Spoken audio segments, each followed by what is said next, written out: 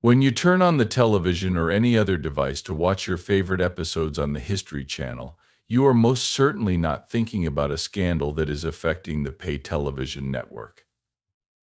Nevertheless, whether you choose to believe it or not, the network and flagship channel that is owned by A&E Networks has been involved in a number of scandals and controversies. In point of fact, things became so awful that a good number of the channel's most dedicated fans declared it to be dead. According to them, it had turned into yet another network that had gotten disoriented and had gone through a process that was generally referred to as network decay. So, what are some of the most publicized controversies that have ever occurred on the History Channel? Porn Stars, also known as one of their shows, was responsible for one of them. Through the course of this broadcast, viewers were given a glimpse into the day-to-day operations of the well-known gold and silver pawn store that is operated by the Harrison family in Las Vegas.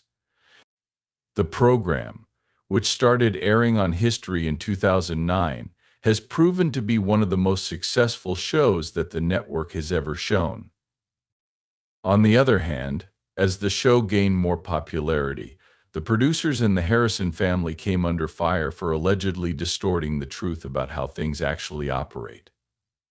Several of the numerous moments were allegedly manufactured or planned for dramatic effect, according to the allegations that circulated the internet. Fans of the show have pointed out discrepancies in conduct that is not natural on the part of the cast members, despite the fact that the producers of the show deny this. As a result, people have come to believe that the show is more concerned with providing entertainment than it is with telling the truth. Furthermore, the pawn store itself has been involved in its fair share of controversy. A lawsuit was filed against the actors and actresses of the program by their former talent agency, according to The Hollywood Reporter in the year 2012. They were able to secure the show on the History Channel with the assistance of the talent agency, which negotiated a contract with the performers in 2007. In a statement, the agency asserted that the celebrities owed $5 million in commissions after they switched to a different agency. It was also claimed in the lawsuit that the History Channel was involved. The lawsuit asserted that the management of the network, together with Mary Donahue, were the ones who encouraged the cast of Pawn Stars to transfer to a competing agent named Michael Camacho, who was apparently a friend of the cast. In the complaint that was filed in the Los Angeles Superior Court, it was alleged that the amount of money that the agency lost in commissions was equivalent to its 10% portion of the star's earnings, which was a deal that they had been with for many years. Despite the fact that the outcome of the lawsuit was still unknown, it was possible that the case would have been dropped or resolved outside of court. Another issue that shook the Pawn Stars concerned allegations that the business burned down stolen coins worth $50,000 that did not belong to them. David Walters, a resident of Las Vegas, asserted that his niece Jennifer Beckman was the one who took his rare coin collection, which was quite valuable, from his residence. There were several rare coins in the collection that Walters had concealed in a bag under a dresser. These coins included a gold piece from St. Gordon's that was worth $20 in 1903, silver Morgan coins from the year 1884, and American Buffalo gold coins. Jennifer stole the coin collection piece by piece, and she sold segments of it over the course of 3 consecutive trips to the pawn shop that specializes in gold and silver. As a result of the 3 transactions, she was ultimately awarded a sum of $12,000. Walters filed a report about the theft, however. By the time it was finally identified as having occurred at the pawn shop, the coins had supposedly been melted down, rendering it impossible for him to retrieve them. The pawn shop had been called by law enforcement agents in order to place a hold on the coins so that they might be restored to their rightful owner. Despite their best efforts, they were unable to retrieve the coins. According to the explanation provided by the gold and silver pawn business, The coins had been lost for an excessive amount of time, and the shop was not notified by the police until after the coins had already been eliminated. As a result of a criminal complaint that was submitted to the Clark County Justice Court in Nevada, the case received a great deal of attention.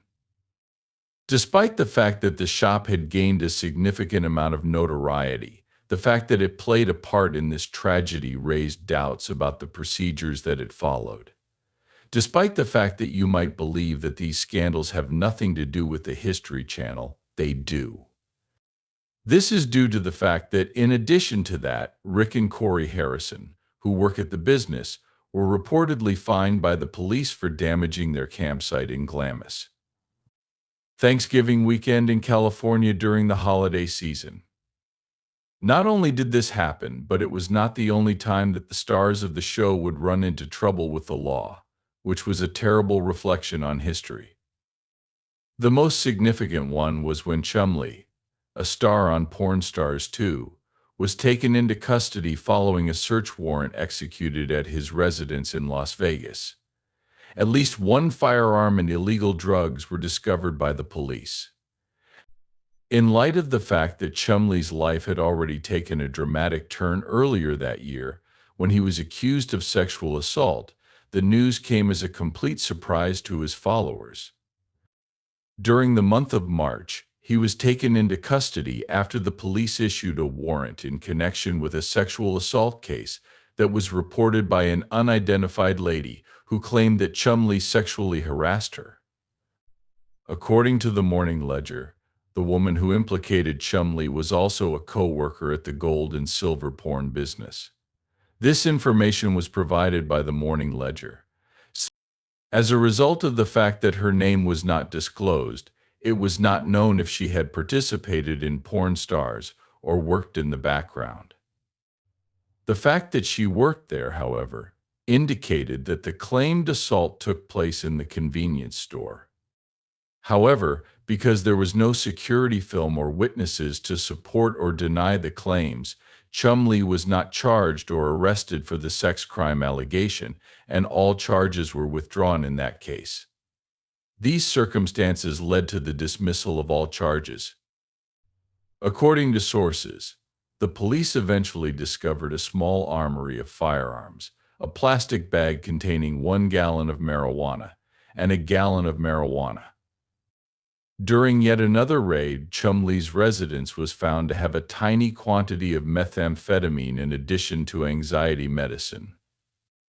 It has been reported that the firearms were not present for any illegal purpose, and Austin is aware that the possession and usage of marijuana are both illegal under the law, with the exception of limited conditions. As a result of these, Chumlee entered a guilty plea to a charge of attempted narcotics possession as well as a charge of felony weapon possession charges. The deal stipulates that he will undergo counseling and will be placed on probation for a period of 3 years. As part of his plea bargain, he was ordered to hand over the controlled substances and 12 firearms that were discovered at his residence by the police. These firearms included registered handguns, a shotgun, and unregistered assault-style MP5 and caliber rifles. Following his release from jail on bond of $62,000 at the time, Chumlee did not issue a public statement or post anything on social media immediately after his release. When that moment came, a great number of admirers of pornographic stars were curious about what would become of Chumlee and the popular show. Chumlee's condition was not discussed by the History Channel, and there was no indication of whether or not filming for the show will restart. The History Channel declined to comment on the subject. The History Channel was not portrayed in a favorable manner as a result of all of these conflicts, which gave the channel's reputation a terrible appearance. When it comes to appearances, the documentary that was broadcast on the History Channel, The Claim That Megalodon, The Monster Shark Lives is a Fake, has been met with a great deal of criticism. The makers of the show manipulated footage and asserted that a megalodon shark was still alive, despite the fact that there was an overwhelming amount of scientific evidence to the contrary. The megalodon was not the only ancient creature that History Channel asserted to have had the opportunity to catch. It was stated that the Bigfoot capture was a genuine documentary about capturing Bigfoot, but in reality, it was a wholly fabricated story. According to one assessment, it was a television disaster. The History Channel contributed to the controversy by deceiving both the audience and the guest experts, causing them to believe that the show was genuine. To tell you the truth, seeing a mockumentary about Bigfoot could be a lot of fun. On the other hand, the History Channel misrepresented to their guest experts about the nature of the show in a manner that was substantially misleading. Professor Jeff Meldrum, a well-respected scholar in the field of Bigfoot studies, expressed his dissatisfaction with the State Journal. He was one of the individuals who was profoundly affected by this. Using fabricated evidence and without trustworthy sources, he blasted the show for its lack of credibility. Additionally, he cautioned viewers not to take the assertions made by the program seriously. Rather than that, he proposed that they take whatever little value they could from it, and then just laugh at the rest of it. Professor Jeff Meldrum was of the opinion that the show that was depicted on the History Channel was detrimental to genuine scientific endeavors since it spread sensationalism and contained false material. Despite the fact that it was a work of fiction, there were viewers who believed it to be factual, which led to resentment against the use of pseudoscience. There were, without a doubt, viewers who believed that it could provide genuine evidence of the existence of Bigfoot and embraced this belief. In addition, even when the History Channel made the decision to produce a show about something that they considered to be factual, they still managed to make it a disaster anyway. When they first made their claim, they asserted that they had discovered the story of Amelia Earhart, and that they had evidence that she had survived her disappearance in 1937.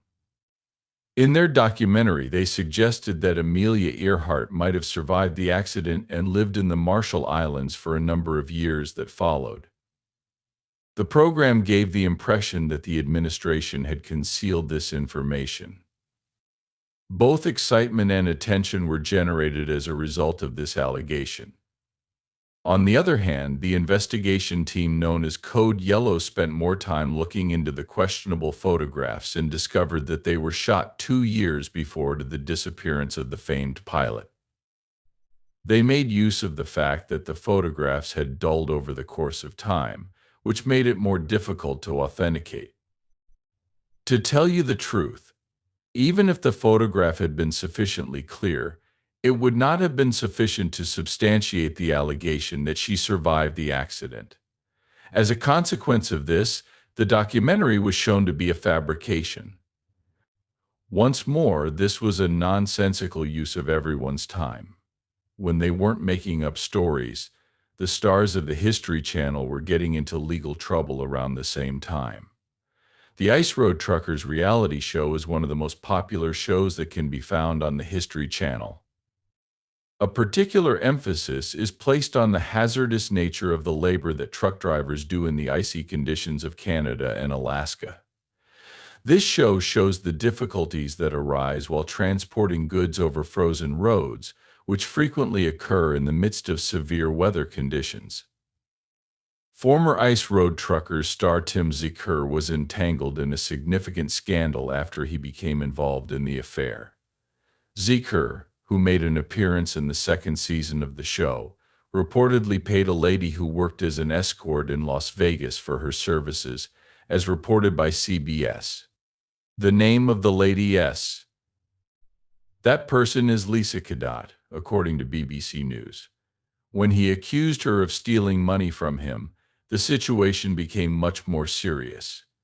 In order to retrieve it, he apprehended her, bound her, and asked that she pay back the money. Zicker is said to have even coerced her into making contact with someone in order to obtain the money. However, she deftly contacted the authorities instead. The police report states that Cadotte was heard shouting, "Help me, He's going to kill me before the call was terminated. Cadet's words were heard over the phone. In addition to this, the report indicated that Zeker took Kadada to the Eureka Casino, which is located close to the Las Vegas Strip, where they came upon two law enforcement officers who went ahead and apprehended him. As a consequence of this, he was taken into custody and charged with kidnapping, extortion, and coercion. The event caused a great deal of dismay among viewers of the show and harmed his reputation, which in turn cast a shadow over the series. In response to the incident, the History Channel, which is responsible for airing Ice Road Truckers, decided not to react. The show itself had been subjected to criticism from publications that cover the trucking business, such as Truck News. In an effort to make the episode more dramatic, they claimed that the series had exaggerated or even made up some of the dangers that were presented. Those who were critical of this representation said that it could give viewers the wrong impression about the actual experiences and abilities of professional truck drivers. In spite of the criticism, the series continued to be a favorite among viewers. At the same time, the History Channel started airing a program about Hitler, the person that everyone dislikes the most. As soon as they started airing Hunting Hitler, 8 episodes of a series that are based on recently made public papers. The existence of these documents raises the idea that Hitler did not kill himself in a bunker, but rather fled Germany altogether. A total of 700 pages of FBI documents that were declassified in 2014 served as the basis for the series. Documents such as these demonstrate that the Federal Bureau of Investigation (FBI) continued to investigate the possibility that Adolf Hitler survived World War II and fled to Argentina. This concept has, without a doubt, beliefs of conspiracies for a considerable amount of time. The television program Hunting Hitler was said to have caused a great deal of dissatisfaction among viewers due to the fact that it minimized the significance of Hitler's deeds. An unexpected revelation was then made by the History Channel. They asserted that they are in possession of a significant whistleblower who would tell the truth about Hitler. Everyone was taken aback when the show revealed the face of a critical source, despite the fact that they had previously assured everyone that they would keep the name of the source a secret. Over 180 nations worldwide were able to see this telecast. With just that one action, the station managed to betray the confidence of its viewers. This caused a great number of people to feel quite furious and dissatisfied. It turned out that the most important source was the grandson of a Nazi war criminal, who appeared on the History Channel on the condition of anonymity. However, he was taken aback when his face was displayed on the screen without being obscured for a few seconds. The individual had a meeting with the hosts of Hunting Hitler, during which he presented them with what he claimed to be copies of Adolf Hitler's will and testament that were stored on microfilm.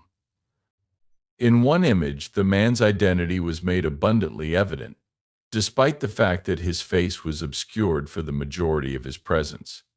Many others took screenshots of the man's face and uploaded them on social media platforms almost immediately after what appeared to be an editing error.